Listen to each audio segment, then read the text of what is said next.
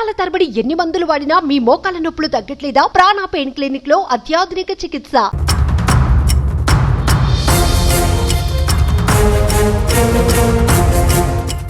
ఇవరకు 10 మంది దాకా డెత్ అయ్యారు ఇక్కడ. జనాలకు ఎట్లా కోసపడతారు?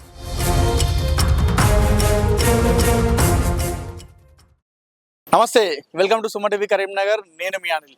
రాష్ట్ర ప్రభుత్వం ప్రతిష్టాత్మకంగా తీసుకున్నటువంటి ఒక పథకంలో ఉన్నటువంటి స్కీమ్లో కరీంనగర్ కేబుల్ బ్రిడ్జ్ ఒకటి ఉందని చెప్పుకోవచ్చు. అంటే గత ప్రభుత్వం బీఆర్ఎస్ ప్రభుత్వంలో కేంద్రం నుండి సహాయంతో నిధులు తీసుకొచ్చుకొని సుమారు 220 కోట్ల పైన అమౌంట్తో కరీంనగర్ మానేరు నది పైన ఈ కేబుల్ బ్రిడ్జ్ని నిర్మించారు. అయితే ఆ సమయంలో చూసుకుంటే 2018లో 186 కోట్లు అనుకున్నారు. ఫస్ట్ కేబుల్ బ్రిడ్జ్కి వ్యయం అయ్యేది 180 కోట్ల వరకు సరిపోతుంది అన్నట్టుగా వాళ్ళు అంచనా వేసుకున్నారు.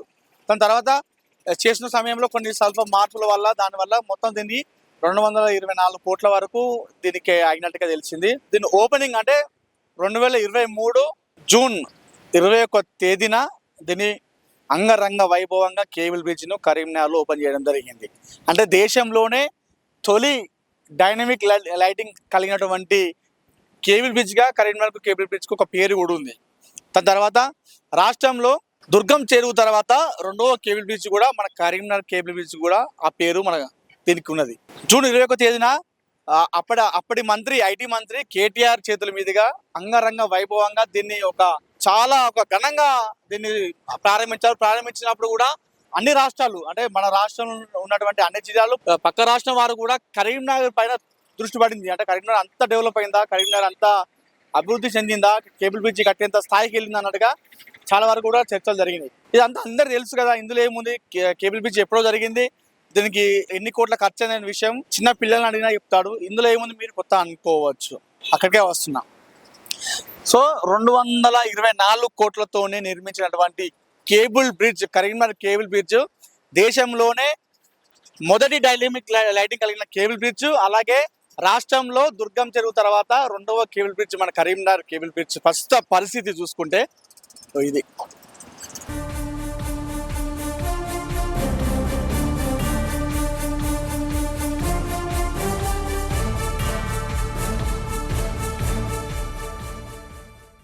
గత నెల జూన్ 21 తారీఖుతోని ఈ ప్రారంభమై సంవత్సరం దాటిపోయింది. సంవత్సరం కాలంలోనే కేబుల్ బ్రిడ్జ్కి ఎన్నో రకమైనటువంటి మార్పులు జరిపారు. ప్రస్తుతం కేబుల్ బ్రిడ్జ్ యొక్క పరిస్థితి ఇది మొత్తం రోడ్డు అనేది లేకుండా ఇది మొత్తం ఇలా దాటిపోయింది. అంటే 220 కోట్లు అనేది ఎక్కడ కనిపిస్తుంది అన్నట్టుగా చాలా విమర్శ కూడా వస్తున్నాయి.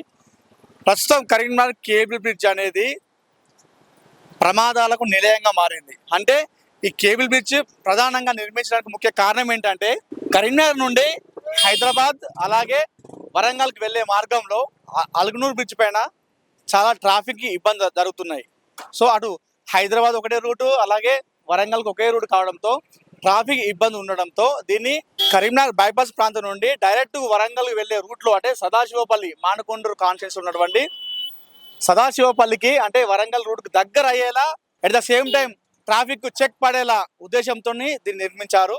కానీ ప్రస్తుతం ఇది ప్రమాదాలకు నిలయంగా నిలుస్తుంది. కరీంనగర్ కేబుల్ బ్రిడ్జ్ ప్రారంభించిన తర్వాత ఒక 3-4 నెలల్లోనే కురిసిన గట్టి వర్షం జడివాన ఉండటంతో అప్పుడు మొత్తం రోడ్ అంతా చెల్లాచెదరైపోయింది. ఆ సమయంలో కాంగ్రెస్ వారు కూడా చాలా మంది అప్పుడు ప్రభుత్వం బీఆర్ఎస్ మీద ఒక ధర్నా లాంటి కూడా చేశారు. అప్పుడు ప్రభుత్వం కూడా సమాధానం చెప్పుకుంది, మాదేం తప్పు ఉంది, వర్షం కొడితే ఎక్కడైనా కూడా పోతాయి, వాళ్ళు ఏముంది మళ్ళీ వేస్తాము మళ్ళీ క్లియర్ అయిపోతుంది అన్నట్టుగా వాళ్ళు చెప్పడం జరిగింది. కానీ రోడ్డు చూసుకుంటే ఇప్పటికి అదే దుస్థితి కనిపిస్తుంది. సంవత్సరంలోనే ఇప్పటికి ఇలాంటి రిపేర్లు వస్తున్నాయి. ప్రజలు చాలా ఇబ్బందికి గురవుతున్నారు.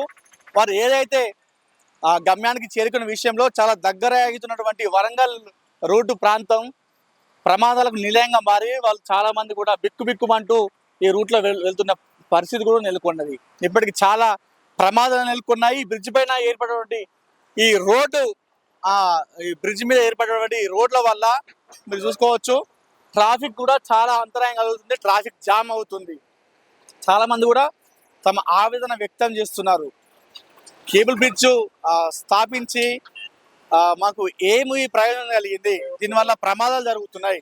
రాత్రి సమయంలో అంటే చాలా మంది కూడా రూట్ అంటే రెగ్యులర్ గా రూట్ లో వెళ్ళే వారికి చాలా మందికి తెలుసు రూట్ ఎక్కడ మనకి ఇక్కడ రోడ్డు ప్యాచ్ ఏర్పడిందని చాలా మంది తెలుసు. కానీ కొత్తగా వెళ్ళే వారికి మాత్రం అక్కడ నుండి వస్తున్నారు, రాగానే తెలియక ఇందులో పడిపోయి చాలా మంది కూడా ప్రమాదానికి కూడా గురైన సందర్భాలు కూడా ఇలా ఉన్నాయి. రాత్రి సమయంలో ఒక కారు కూడా యాక్సిడెంట్ గురైన సందర్భం కూడా తెలిసింది. ఇట్లా ప్రమాదానికి ఎన్ని జరుగుతున్నాయో తెలియకుండా, అంటే ప్రమాదాలకు నిలయంగా ఏర్పడినటువంటి కేబుల్ బ్రిడ్జిని కూడా ఇప్పటికి వరకు అయితే ఎలాంటి మరమ్మతులు లేకుండా ఇలానే జాప్యం చేస్తున్నారు అధికారులు అనుకోవచ్చు, లేకపోతే నాయకులు అనుకోవచ్చు. దీనివల్ల ఏం జరుగుతుందంటే ఇప్పటికి చిన్న చిన్న ప్రమాదాలు జరుగుతున్నాయి. ఇదే కనుక అంటే ఒకవేళ వాళ్ళు పట్టించుకోకుండా ఇదే కనుక దీన్ని విస్మరిస్తే పెద్ద ప్రమాదాలు కూడా ఈ దారి తీసే అవకాశం ఉంది. ఎందుకంటే కింద కేబుల్ బ్రిడ్జ్ ఉంది, ఇది వచ్చేసి చిన్న చిన్నగా రోడ్డు ప్యాచ్ ఏర్పడి ఇప్పుడు కొంచెం అలానే చూసుకుంటే అక్కడ వరకు కూడా అంటే సుమారు అక్కడ 1, 2, 3 ఒక 5 ప్లేసులలో ఇలాంటి ప్యాచ్లు ఏర్పడ్డాయి. ఇదే కనుక విస్మరిస్తే ఇది కొన్ని రోజుల తర్వాత శిథిలావస్థకు చేరుకునే వరకు కూడా వెళ్ళే అవకాశం కూడా లేకపోలేదు. సో మాట్లాడదాం ఈ రూట్లో వెళ్ళే ప్రజలు, వరంగల్ రూట్లో కావచ్చు, మానకొండూరు అంటే ఈ రూటుకు జమ్మికుంట ప్రాంతాలకి మాకు సమయం తక్కువ అవుతుంది, ఖర్చు తక్కువ అవుతుంది అని ఈ రూట్లో వెళ్ళే వాళ్ళతో ఒకసారి మాట్లాడుతాం. దీనివల్ల వాళ్ళు ఎలాంటి ఇబ్బందులు ఎదుర్కొంటున్నారు, కేబుల్ బ్రిడ్జ్ కట్టడం వల్ల లాభమే కలుగుతుంది తక్కువ అయినప్పటికీ ఇలాంటి రోడ్ల వల్ల ప్రమాదాలు వాటిల్లుతున్నాయి. దాని పట్ల వాళ్ళు ఏమంటారో వాళ్ళ వాయిస్ కూడా తెలుసుకునే ప్రయత్నం చేద్దాం ఒకసారి.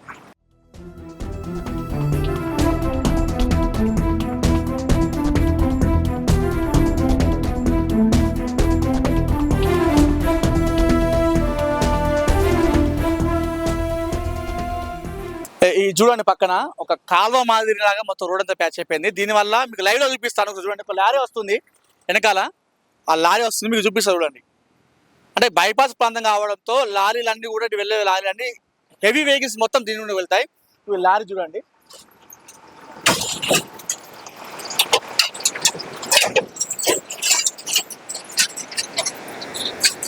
ఇది ఇప్పుడు మీరు చూసిన మీకు ఏమర్థమైంది, అసలే రోడ్డు మొత్తం ప్యాచ్ అయిపోయింది, గుంతలు పడిపోయింది. హెవీ వెహికల్ అంటే బైపాస్ ప్రాంతం కావడంతో హెవీ వెహికల్ మొత్తం లారీలు కావచ్చు, డీసీఎంలు కావచ్చు ఇదే ప్రాంతం కూడా వెళ్తున్నాయి. సో ఈ ప్యాచ్ పడిన దానికి వెళ్ళి పోవడంతో రోడ్డు మరింత దీనస్థితికి వెళ్తున్న సిచ్యువేషన్ మనం ఇక్కడ నెలకొంది. మీకు లైవ్ లో చూపించాను కదా లారీ వెళ్తున్నప్పుడు ఎలా ఉంది పరిస్థితి. ఇలాంటి సమయంలో చాలా మంది కూడా మామూలుగా రెగ్యులర్ తెలిసిన వాళ్ళు మాత్రం కొంచెం ఎంత జాగ్రత్త ఉన్నప్పుడు కూడా చాలా ప్రమాదాలు జరుగుతున్నాయి. అదే తెలియని వారి పరిస్థితి చాలా మంది ప్రమాదాలకు గురయ్యారు. ఇందులో పడిపోయి చాలా మంది కూడా తెలియక రోడ్డు గొంతులు ఉందని తెలియక చాలా మంది పడిపోయిన సిచ్యువేషన్ కూడా నెలకొంది. మీరు అన్నీ అంతే చూసుకోండి, అన్నీ ఎంత ఇబ్బంది పడుతుందో చూడండి. అందరూ అదే పరిస్థితి, కారు కావచ్చు, లారీ కావచ్చు, బస్ ఏది వెళ్ళినా కూడా, 2 వీలర్ కావచ్చు, 4 వీలర్ ఏది వెళ్ళినా కూడా ఇదే పరిస్థితి.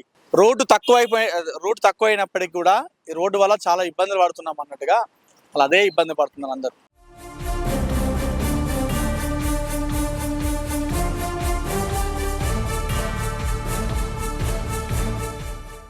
ప్రస్తుతం నాతో ఒక ఆటో కార్మికుడు ఉన్నాడు, ఆటో నడుపుతూ ఈ వేలో వెళ్తుంటాడు.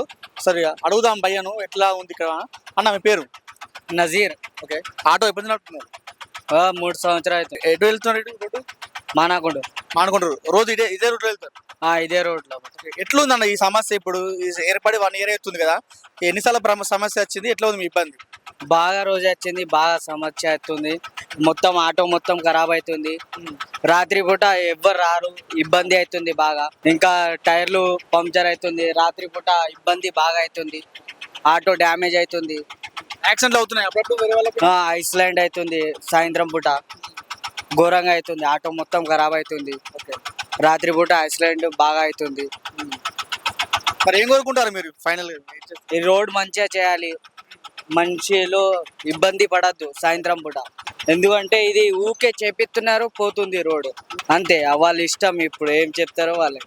మీ పేరు? వినోద్. నా పేరు ఎవరన్నా? కొండపల్లి. రోజు ఇదే రోడ్లు వెళ్తారు? ఇదే రోడ్లు వెళ్తారు. ఏంటన్నా రోడ్డు సమస్య ఎట్లున్నది? బాగా ఇబ్బంది ఉంది. అంతకుముందు మంచిగానే ఉన్నాయి కానీ ఇప్పుడు బాగా ఇబ్బంది ఉంది. మొత్తం వెహికల్ పోయేటప్పుడు బాగా ఇబ్బంది అవుతుంది. బండి ఓవర్టేక్ చేసుకుని పోదామంటే బాగా ఇబ్బంది అవుతుంది. ఏ బండి వచ్చి వెనకలు గుద్దుతుందో అని భయం అవుతుంది. మరి ఏం కోరుకుంటారు మీరు? ఏం కొరకట్లేదు, మొత్తం రోడ్ తీసేసినా పర్లేదు అనుకుంటున్నాం. అంతే, లేకున్నా పర్లేదు అనుకుంటున్నాం. అంత ఇబ్బంది అవుతుంది మీకు? అంత ఇబ్బంది అవుతుంది. ఇవరకు 10 మంది దాకా డెత్ అయ్యారు ఇక్కడ. చనిపోయిన సంఘటన కూడా ఉన్నాయి. సంఘటనలు జరిగినాయి బాగానే. ఓకే, ఇంతవరకు ప్రమాదాలు అనుకున్నాం, ఇక్కడ చనిపోయిన వాళ్ళు కూడా ఉన్న సంఘటనలు ఉన్నాయంట. ఓకే, బాగా ఇబ్బంది అవుతుంది మీకు అయితే? చాలా మంది కూడా అవును, చాలా ఇబ్బంది అవుతుంది. కొందరు అయిపోతే బెటర్. ఏదో ఎవరో ఒకరు చేపిస్తే అయిపోతుంది కదా.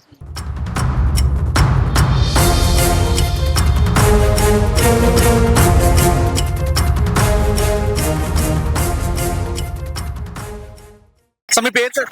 నా పేరు రాజు. ఏ ఊరు సార్ మీరు? మానకొండ. రోజు ఇదే రూట్ వెళ్తారు మీరు? ఈ రోడ్డు ఇబ్బంది ఎట్లా ఉంది సార్? ఘోరంగా ఉన్నది. ఇదంతా ఇట్లా ఉంటుంది.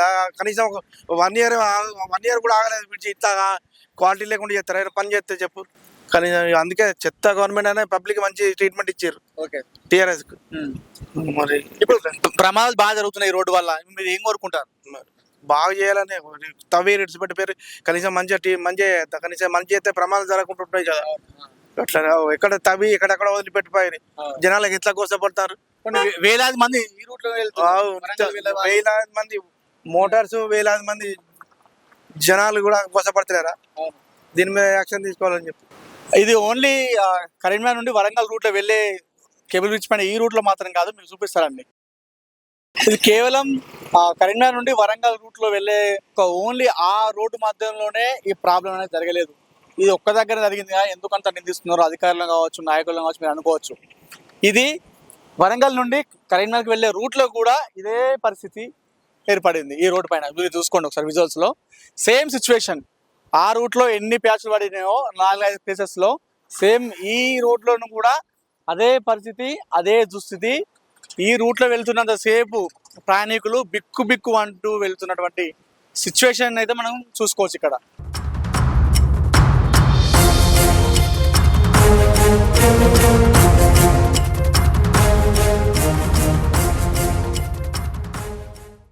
సార్ మీ పేరు సార్? నాగరాజ్. ఏ ఊరు సార్ మీది? కరీంనగర్. ఈ రూట్ లో వెళ్తూ వస్తుంటారు? ఇట్లానే వస్తుంటాం. ఓకే, ఏం సార్ పరిస్థితి, రోడ్డు పరిస్థితి? ఏం లేదు, ఇది గుంతలు అయినాయి. ఇది కరెక్ట్ చేపిస్తే వచ్చిపోయే వారికి ఇబ్బందులు లేకుంటుంటది అనేది మనం చెప్తున్నాము. ఎట్లా ఇబ్బంది ఎలా ఏర్పడుతుంది సార్? సరే, వర్షం పడ్డప్పుడు మొత్తం వాటర్ ఉంటున్నాయి. వర్షంలో పోయేటప్పుడు ఇబ్బంది బాగా జరుగుతున్నది. అదే. ఓకే, మీరు కరీంనగర్ కాబట్టి మీకు తెలుస్తారు ఎక్కడెక్కడ ప్యాచ్లు పడ్డాయని చెప్పి. చాలా మంది తెలియదు వెళ్ళే వాళ్ళు. అప్పుడు చాలా మంది పడిపోయిన సిచ్యువేషన్ కూడా ఏర్పడుతుంది. చాలా మందికి పడిపోయిన సిచ్యువేషన్. రాత్రి చూస్తే వర్షంలో 2 పడిపోయారు.